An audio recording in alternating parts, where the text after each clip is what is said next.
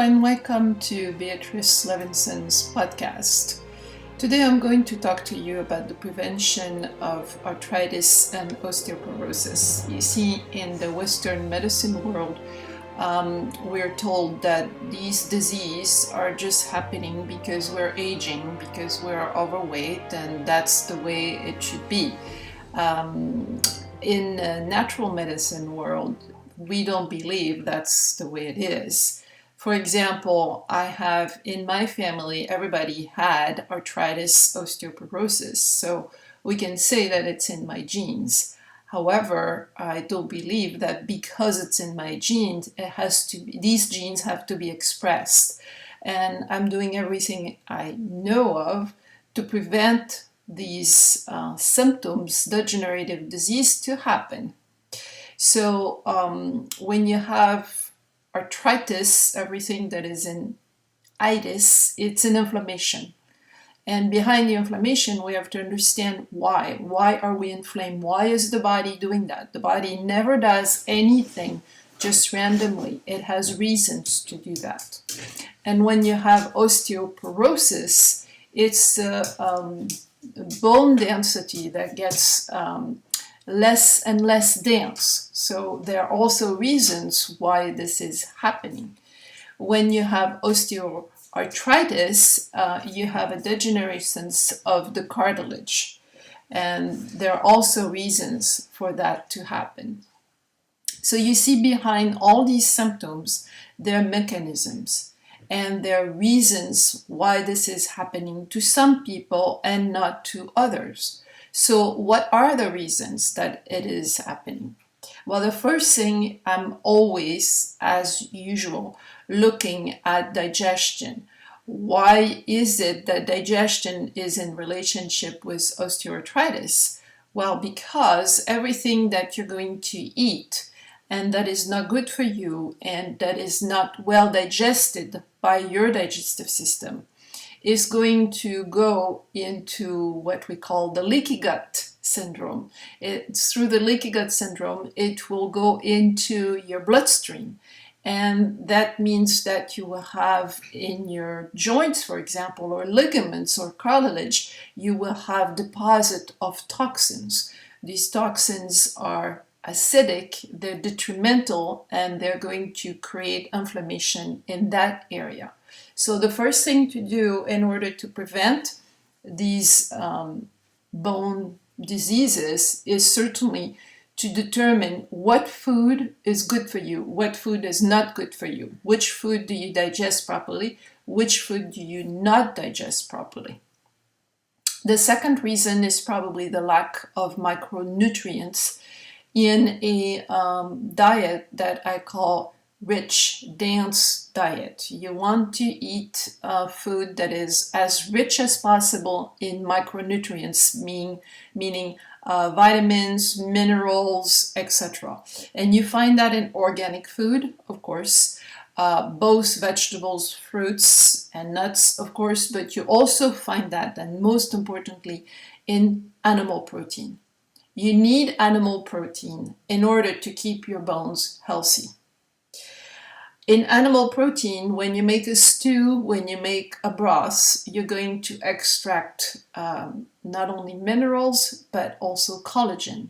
And in order to repair our tissue, being wrinkles or being bones or ligaments, we need this collagen. This collagen doesn't exist in the vegetable world. It exists in the animal world.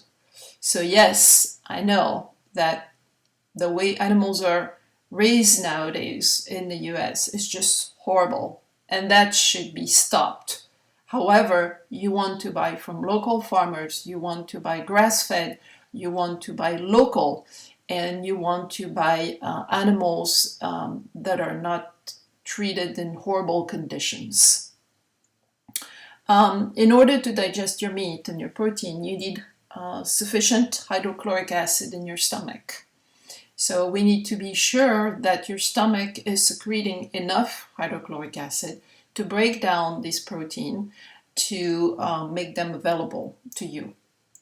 You also want to work on intestinal flora as always, because the composition of your flora will affect basically everything in your health, including the quality of your ligaments and your muscles and your bones. You want to avoid chemicals, and I insist on that because we are in an era where we are surrounded, we're really in a soup of chemicals, and these chemicals affect everything in our bodies. They affect the way we digest, they affect the way we think, they affect our immune system, of course, they affect our gut flora. So you want to try to stay away from chemicals as much as possible. Again, buying organic is mandatory in my opinion. And you also want to be sure that you don't have any more heavy metals in your mouth, because heavy metals will affect everything, again, including your intestinal flora, your brain, and your bones. They actually go into your bone tissue, and they take place of the minerals, they take place of the calcium, magnesium, potassium, etc. They fill the holes, if you want, and they contribute to these minerals to be excreted, to come out of your body. So this is very, very important, and you'll see that in the articles in details. Of course, you need to move, you need to be very active, and you need to walk. And most importantly, you want to put weight on your bones in order to build new bone cells. Every day we have bone cells that die, and every day we have bone cells that grow.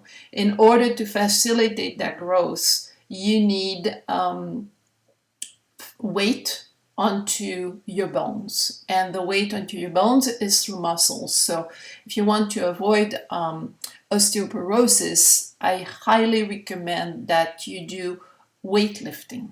That's extremely efficient. What else do you need? Well, the first thing is prevention. So you want to do all these things. You want to eat a diet rich in nutrients. You want to avoid toxic food.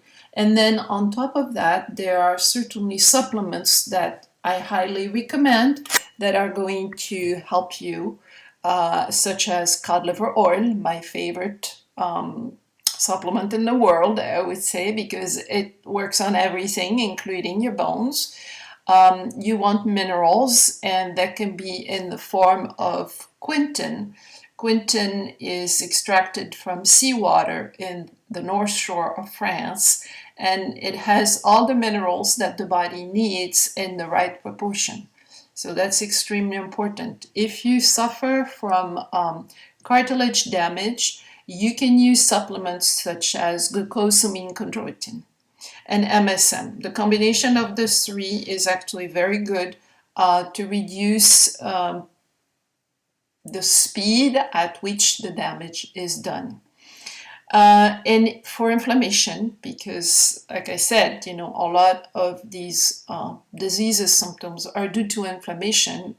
And of course, we want to avoid the reasons why it's inflamed, but still, a combination of resveratrol plus turmeric altogether acts like a natural anti-inflammatory. So you need about 800 milligrams of turmeric, and you need 400 milligrams of resveratrol. So these are the basic things. Eat your soups, your broths, your vegetables, your fruits, your protein, your animal fat. Don't forget the fat. We need a lot of fat in order to make new tissues. So don't shy away from fat. Fat are extremely important, but what's very important is the quality of these fat. And like I said at the beginning of this little podcast, these diseases, arthritis, osteoporosis, and osteoarthritis, are not necessarily going to happen. Even if it is in your family, like in my case, you can prevent them, you can work on that, and you can stay mobile as long as possible in your older age. It's not a fatality. That's my message. So go ahead and read on. Go ahead and give me a thumbs up if you like this video. And I'll talk to you later. Have a great day. Bye-bye.